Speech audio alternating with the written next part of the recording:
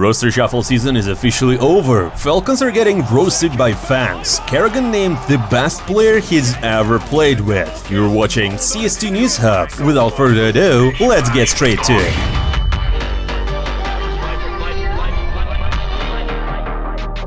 Hello there friends, I'm Arseni and I'm obviously a real person, not an AI, because, you know, an AI wouldn't do this. Yeah, and an AI wouldn't definitely wear a heroic t-shirt. So yeah, I decided to record this video to explain the two things that happened in the previous episode. First, as you obviously can see, I'm a real person and the deal is closed, right? Second, I took a week off and went on a vacation with my wife, even if it sounds a boomer thing, and my boss covered in for me, which sounded a little cringe, but we decided to do it as a joke, like, you know, to put it as a joke.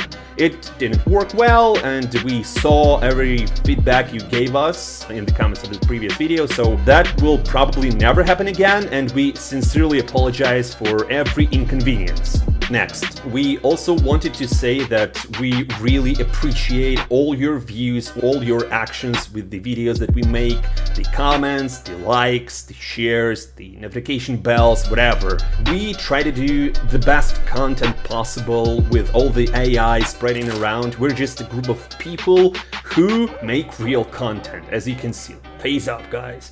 Yeah, so that's what we wanted to tell you guys. My friends, let's kick off the recap of the shuffle season with G2, and yeah, all the rumors turned out to be true. Snax is officially out, and honestly, he didn't do much better than Hooksy. He finished with a .88 rating, just slightly above the Danes' 0.87. And across every event G2 played with him, the Polish veteran never once posted a positive rating. The closest he came was at the Shanghai Major, where he picked at just one. And he wasn't that big of a tactician, you know? No disrespect. After leaving, Snax dropped a classic farewell message, long, emotional, thanking both the current and former teammates. As expected, Mattis from Fnatic is stepping in to take his place, and Hunter is now officially the IGL. The G2 roster is now locked in, and honestly, it looks decent now. Solid tier 1.5 material for sure, and they can grow. But the real question is, can they prove that they're capable of more? I guess only the time will tell. Next, Ninjas in Pyjamas also decided to shake things up for the new season, bringing in ex-Kaspersky on loan from ENCE. The young Polish rifler is actually no stranger to the Ninjas. He's already played for their academy team long time ago, and even stood in for the main roster a couple of times. He proved his potential back in ENCE, though mostly against lower tier competition. It's still unclear why a rumored move to G2 didn't happen, but now he's set to replace a Rosdak in NIP's starting 5. By the way guys, it's not only the esports teams who are trying to expand their rosters. We at CS2 Newshub are also looking for new talents. If you know Counter-Strike, you can talk in English and, well, have a microphone, you can become a part of our team. We've got a lot of new projects coming in. Just apply by the form below. The link is in the description. Fnatic also made a move this off-season. After losing their top player to G2, they went shopping and landed another member of Passion UA. This time is ZeroFix, who caught their eye. At this rate, they might as well start calling themselves the ex-Passion UA, because 3 out of 5 players are already in, just as Chila and Jacasmo left out. And honestly guys, if they end up signing Kane as coach after this, the transformation will be complete. Gabe has only released 3 new cases for CS in the last 2 years. Come on, that's just not enough. CS fans deserve something more exciting. Thankfully, the guys at Bouncy Stars have stepped up and created an awesome site for opening CS cases. You know how it works. There's a ton of crates, each packed with specific weapons. Pick a case, open it, and claim your reward. Bounty Stars uses a coin-based system, meaning you get the value of the skin credited to your account, which you can then use to buy items in the stores. So you're not stuck with specific weapon, you just can choose what whatever you want. And the coolest part is that you don't have to open cases alone. Invite a friend and try case battles to find out who's the true skin guru. Just pick a case, open it at the same time, and the player with the higher value drop wins. Simple but super fun, and most importantly, fair thanks to the provably fair system. I also recommend checking out the other game modes, because there's a ton of exciting things to do. Bounty Stars is also great because it rewards your activity. The more you play and level up, the more bonuses you unlock, like monthly rewards or 30% cash back. Plus, the website offers super fast skin withdrawals and plenty of deposit options. So don't wait, use the promo code NEWSHUB or follow the link in the pinned comment to grab a juicy bonus from us. See you on Bounty Stars.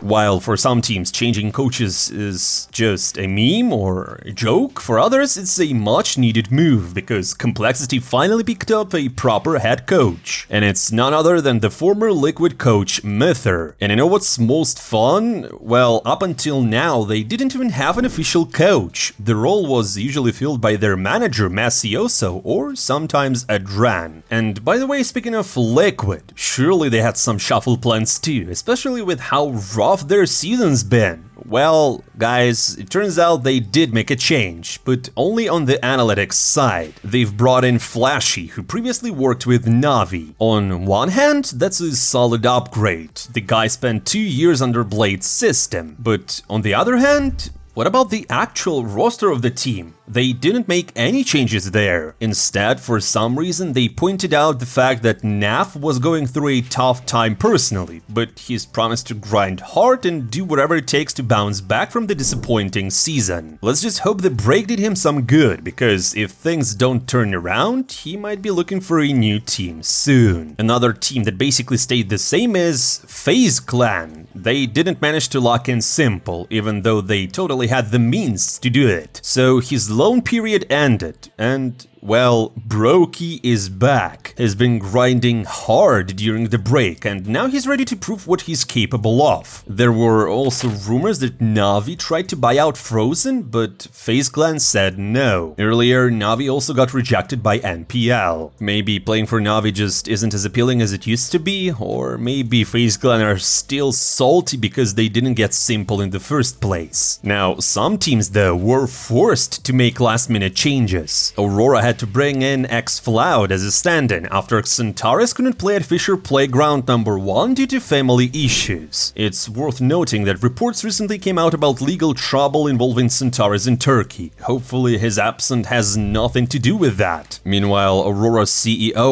Larich also made headlines again. He placed another bet on a football match, hoping to either make back what he spent on the new roster or maybe finally buy out Simple. It was a quote. Was it a real hint at Simple's buyout clause? Or just a bait? Anyways, it didn't work out. The bet flopped, and he's now down 2 million. And of course, no shuffle season is complete without some fresh faces. Enter Gentlemates, a new org stepping into the scene. You know, some time ago there were rumors that they would sign 3D Max, finally securing some financial stability for the French scene, but apparently the deal fell through. Instead, they turned their attention to Iberian Soul, the former Koi and Movistar Riders lineup. They are also reportedly trying to buy out Martinez Sa, the Opper from 9Z, to secure their own Spanish roster. Sure, calling this a tier 1 team might be a stretch, maybe even wishful thinking, but hey, once a year a team from Spain or Portugal always seemed to pop off. So, who knows? All in all, this shuffle season turned out to be kinda boring. No crazy transfers, no wild drama, and most of the big changes were already leaked weeks before the official announcements. The weirdest moves were definitely FaZe and Liquid, at least according to Overdrive, who pointed out that nothing really changed for them, obviously. They're just stuck in the same place, and I couldn't agree more. Now, if we look at the stats, the clear winners are Falcons. Falcons. Kiyosuke had the highest rating out of all new pickups, a massive 1.38. But I guess I have to remind you that he played mostly against Tier 2. Right behind him is Navi's new guy Makazi with 1.25, basically also playing against Tier 2 or Tier 3. Then two wildcard players at 121 and 122. The top 5 is rounded out by Kaspersky, sitting at a clean 120. And closing out the top 10 is Perfecto with 1.14, just below Spirit's new addition Zwei. But I have to tell you guys that Perfecto haven't played CS for quite a long time. And hey guys, we couldn't not mention Karrigan, who's now apparently learning Chinese. He even said that he's ready to join Tailu. Though, let's be real guys, he's got a long way to go before becoming a pro on the Chinese scene. Speaking of Perfecto, he recently gave an interview where he opened up about the teams that tried to sign him. Turns out he got around 2 offers from Europe and 2 from North America, with Virtus.pro being the 5th. There were already rumors about talks with G2 and Perfecto basically confirmed them. This all happened around the time G2 signed Heavy God, and the deal with Perfecto didn't go through, probably because of the buyout price. Plus, G2's management seemed more interested in picking up a young prospect like Heavy God. And of course, no VP player interview would be complete without some praise for Electronic. According to Perfecto, Electronic has developed the leadership qualities he was missing back in Cloud9. And now Perfecto is genuinely happy to play alongside Electronic again. Nico also gave an interview recently, and according to one of the best riflers in the world, Falcons have one clear goal: beat Vitality at any cost. With Kiyosuke joining the squad, Nico says they've got everything they need to make it happen. Interestingly enough, he stayed quiet on the rumors about a possible replacement for Tassus. But let's be honest, we all know how this usually goes. A couple of bad results, some drama, and then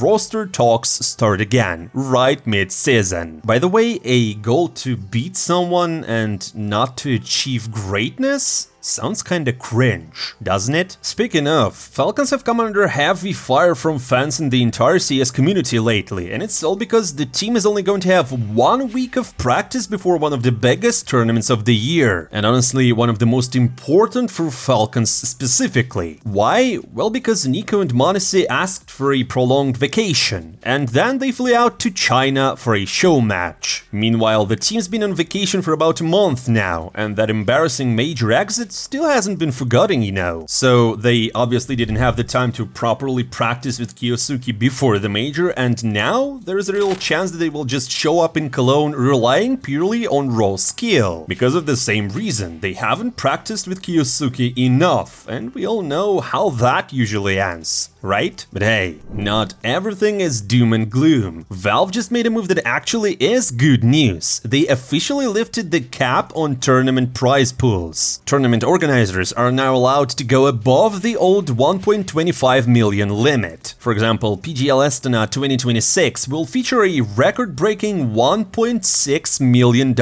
prize pool. In case you didn't know, previously Valve didn't allow this. They wanted majors to stand out not just in prestige, but also by having slightly higher prize money than even the biggest third-party events. But now that rule's gone, which means that the stakes got higher. And also maybe now Valve wants to get more prize money for majors? I don't know, I can only guess. Now, HLTV decided to surprise us with a little something too. They've just released a brand new Hall of Fame map. Right now it features 4 rooms, each dedicated to a legendary player. Inside you can find info about who they were and what they achieved, and also a custom challenge based on their signature skill. For example, Forest's room includes a movement challenge, obviously. So now you can basically hop into HLTV's map with your friends and test your skills in some fun player-inspired challenges. I mean, it's obviously a great thing to do, but will people play it or even visit it? I highly doubt. Now, HLTV just dropped the list of nominees for this year's HLTV Awards, and they kept it pretty straightforward. Most of the names come from teams like Vitality, Mouse, the Mongols, Spirit and Aurora, with a few reps from Navi, G2 and Game Religion. Here's a quick rundown of the key categories. Entry Fragger of the Year, Donk, Flame Z, Centaurus, Nico and Sanzu. Lurker of the Year, Frozen, Robs, Spank, Stasis and Wicadia. Anchor of the Year, Big, Hit, Heavy-Got, Yimpad, PR, and Mezzy. IGL of the Year, Apex, Blitz, Brawlon, Chopper, and Kixen. Opera of the Year, 910, Monesi, Zaivu, Shiro, and Torji. Coach of the Year, Blade, Holy, Cycron, Extaz, and, well, Zonic. Rookie of the Year has some exciting names as well. Tnir, PR, Jota, Molodoy, and Icy, plus Zweig and Kioski, who still need to prove themselves in the second half of the season. As for the Team of the Year, it'll come down to Vitality, Mouse, Spirit, Falcons, or Mongols. And finally, Player of the Year, Donk, Robs, Zaivu, Shiro, or Monesi. Right now, Vitality seem to be dominating across the board, but there's still a full season ahead, and everyone will be gunning for them. Guys, you can drop your predictions in the comments below, it will be interesting to read. Now, finally, Karrigan names the best player he's ever played with. Some personal top picks. faze's IGL recently said that the best players he's ever played with are Robs and Nico, but he added that they shouldn't be compared. According to him, they're completely different, both in playstyle and in personality. Now, that's all for today, my friends. Thank you for watching. Don't forget to hit the like button, to follow the channel, and drop by in the comments below. As always, I'm not saying goodbye for a long time. See you soon.